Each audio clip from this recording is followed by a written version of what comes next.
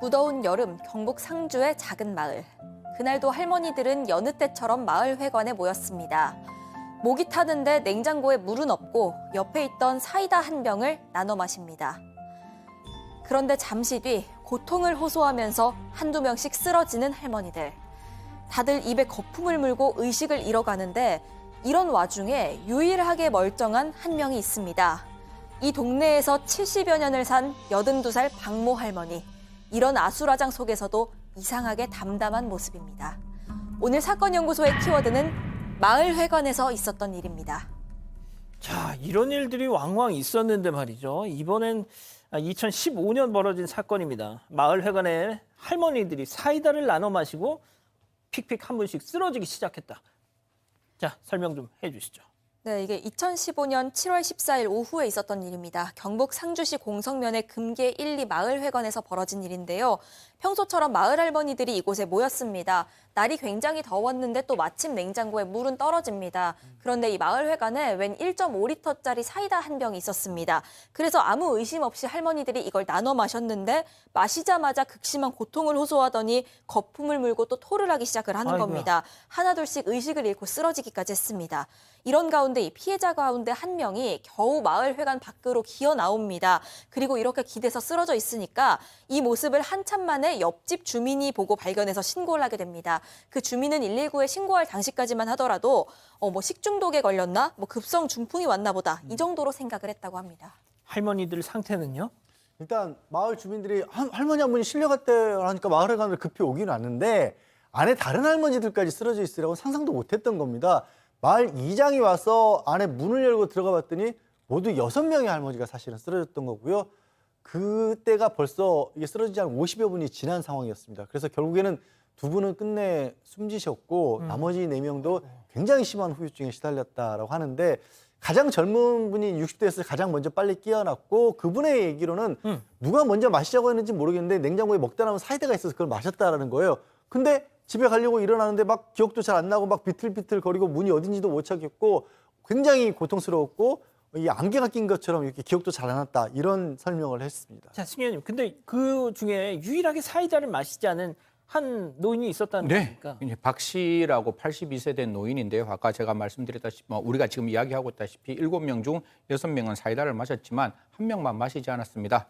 이런 과정 속에서 어떤 일이 있었는가 하면 그 할머니들이 다 이제 쓰러지는 모습에 아무런 조치도 취하지 않고 태어난 모습으로 있었고 아까 할머니 한 분이 바깥으로 걸어 나오셨다 그랬잖아요. 그런 어떤 사실이 있음에도 불구하고 마을 회관 앞에 앉아서 지켜보기만 했다라고 합니다. 회관 안에서 사람들이 쓰러졌다는 사실조차도 알리지 않았죠. 방금 앵커가 이야기했다시피 조금이라도 빨리 알렸으면 생명을 구하지 않았을까 가장 안타까운 대목입니다. 그러고 난 다음에 이제 마을 이장이 물어봅니다. 도대체 왜 이런 일이 일어났는 거야? 이러니까 아주 태연하게 사이다 먹고 쓰러졌어요.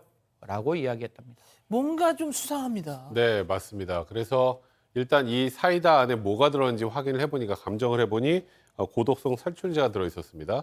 1.5리터짜리 사이다 페트병 위에 뚜껑은 플라스틱이잖아요. 예. 근데 이건 좀 특이합니다. 우리가 말하는 박땡땡 자양강장제. 어. 자양강장제 그 쇠 뚜껑으로 이렇게 그 사이다가 닫혀 있었던 거예요. 근데 생존자 이 박씨 할머니 집에 가보니까 뒷뜰에서 검정색 비닐봉지가 발견됐는데 거기에 뚜껑이 없는 박땡땡 병이 하나 있었던 거예요. 그리고 이 박땡땡 병 안에서 보니까 그 안에서도 고독성 살충제 성분이 그대로 검출됩니다. 일단 그 안에서 박씨 할머니 집에서 바카스 한 박스, 그러니까 10개가 발견이 됐는데 딱 병이 1개만 비어 있었고요. 일단은 이 자양강장제 병이 박씨 할머니 집만 아니라 여러 군데서 사람들 드시니까 다 있었는데 문제는 아까 사이다 병에 있었던 그 뚜껑이 있죠. 예. 그 뚜껑에 일련 번호가 있잖아요. 그게 박씨 할머니 집에서 나온 그 것과 제조 번호가 일치했습니다. 박땡땡이라고 하셨는데 이미 네, 방금 전에 말씀하셨어요. 나오네요. 예. 네. 자, 이 기자, 그런데 일단 이 박씨 할머니가 집에 있던 그 자양강장제에다가 농약을 타서 가져간 뒤에 사이다에 섞었다. 네, 충분히 추정이 가능한 상황입니다. 그래서 경찰도 거의 범인으로 보고요. 이 살인 혐의로 긴급 체포를 했습니다. 다른 집들에 대해서도 40여 가구에 대해서도 압수수색을 진행을 했는데 이런 제조 번호, 제조 일자까지 동일한 해당 자양강장제 병은 나오지 않았기 때문입니다.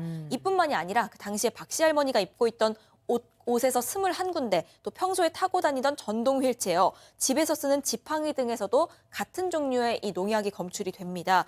결정적으로 이 사이다병에서 발견된 동일한 농약의 원액 역시도 이 박 씨 할머니의 집에서 나왔습니다. 법원에서 구속 필요성이 인정이 되면서요, 구속까지 됐습니다. 참 많은 분들이 그러실 거예요. 아니, 농약을 탔으면 그 냄새가 나서 그걸 안 마실 텐데 왜 마셨을까? 저희 이게 뭐라고 얘기는 안 드리겠습니다만 무색무취 농약 관련 살인 사건에서 맨날 나오는 그겁니다. 자, 그 박 씨 할머니 그럼 이 다 혐의를 인정했나요? 안 했습니다. 이 당시에 굉장히 이슈가 돼서 그러니까 약간 모의 그 테스트처럼 뭐 변호사 역할, 검사 역할에서 이걸 가지고 변론하고 뭐 입증하고 이런 내용으로도 방송이 여러 번 있었는데 결정적으로 그 농약을 타는 걸 본 사람이 아무도 없어요.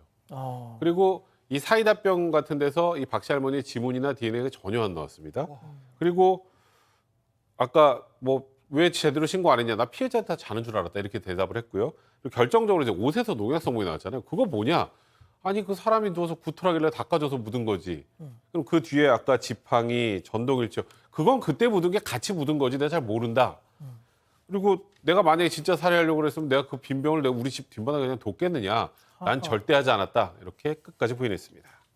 양 변호사님, 이거 약간 미궁으로 빠지나요, 그럼? 그런데 조금 전에 백 변호사가 그 얘기한 그 할머니의 반박 있지 않습니까? 수사기관은 여기에 대해서 또 적극적으로 재반박이 가능했습니다. 뭐냐면 그래요? 지문이 왜 안 나오냐면 저렇게 어르신들 평생 농사일 하신 분들은 지문이 안 묻어나는 경우가 종종 있다라는 거예요. 아하. 그리고 이게 토사물을 닦아주다가 그게 옷에 묻었다라고 그렇게 할머니가 주장을 했는데 결정적으로 그 토사물에서 농약이 안 나왔어요.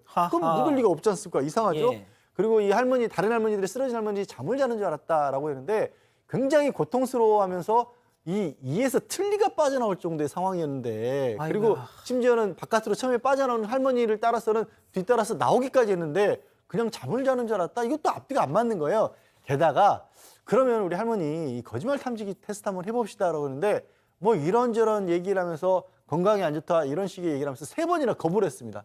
마지막에 결국 이 거짓말 탐지기를 하긴 했는데 모든 진술이 거짓으로 나왔어요. 하하. 자, 가장 중요한 거. 도대체 왜? 그런데 일단 마을 주민들의 공통된 의견은 이 박 씨 할머니가 평소에 온화한 성격이다. 그리고 나머지 피해 할머니 6명과 지난 70여 년 알아온 사이고 뭐 큰 갈등도 없었다라는 거였습니다. 다만 이 박 씨 할머니가 화투를 칠 때 자신이 불리해지면 갑자기 패를 막 섞고 판을 엎는 그런 버릇이 있다는 얘기는 나옵니다. 이 검찰은 박 씨 할머니가 다른 할머니들이랑 화투를 두다가 이 갈등이 생겨서 이걸 범행 동기라고 파악을 합니다. 이 박 씨 할머니가 자주 속임수를 좀 썼는데요. 이걸 두고 피해자 중 한 명이랑 며칠 전에 말싸움을 하고 고성까지 오갔다 이런 얘기가 나왔던 겁니다. 또 추가로 3, 4년 전부터는 또 다른 피해자 중에 한 명이랑 토지 임대 문제로 약간 갈등이 있었다 이런 사실도 드러나긴 했습니다. 아무튼 동기가 정확하게 뚜렷하게 드러난 상황은 아니었지만 이런 정황 증거가 모두 박 씨 할머니를 가리키면서요. 수사기관은 박 씨 할머니를 범인으로 확신하게 됩니다. 제가 승희 의원님께는 마지막으로 여쭐게요. 자, 백 변호사님. 국민참여재판으로 진행이 됐던 걸로 알고 있는데 지금 80대 고령이잖아요. 네. 어떤 처분을 받았습니까? 그러니까 국민참여재판을 신청을 했죠. 이거는 법원의 판단, 판사들의 판단보다는 국민들의 판단을 받겠다는 취지였던 것 같은데 그 최장 기간입니다. 원래 국민참여재판은 길게 못해요. 그러니까 소위 말하는 증거의 오용 가능성이나 배심원들의 오용 가능성 때문에 되도록 하루에 끝이 나는데 최장기 국민참여재판이었습니다. 이건 배심원 만장일치로 유죄 판결이 나왔고요. 무기징역을 구형할 것을 이제 권고를 했고 결국 무기징역은 재판부가 그걸 받아내서 무기징역을 선고했습니다. 그리고 대법원까지 결과는 변하지 않았습니다. 자, 승희 의원님 저거 보십시오. 네. 허리를 피질 못하는 80대 노인이 세상에 저런 끔찍한 대량 살인을 저질렀습니다. 사실 나와 있는 동기가 굉장히 약하잖아요. 시청자 여러분 입장에서도 뭐 저런 어떤 화토의 감정 갖고 이렇게 심각한 범행을 저지를 수 있어 이런 생각을 하시는데 오래 만나고 같이 있는데 혼자만 왕따가 당하면 그 경우에 있어서 가장 할 수 있는 게 자기의 어떤 그 범행을 숨기면서 남을 치명상을 입힐 수 있는 독극물로 사망을 하게 이르게 하는 경우가 굉장히 많은데요. 지금 같은 경우도 그런 경우가 아니었나라고 조심스럽게 말씀드리겠습니다. 대법원에서 유죄 판결이 나왔기 때문에 할머니가 이 범죄를 저질렀다는 것은 법원에서는 확인되었다 이렇게 말씀드리겠습니다. 예. 그 화투로 인한 갈등이었는데 저 조금만 더 추가 설명드리면 10원짜리 화투였답니다. 10원짜리 화투로 인해서 그 생긴 그런 갈등, 앙금. 자, 오늘 사건 연구소 이렇게 정리하고요.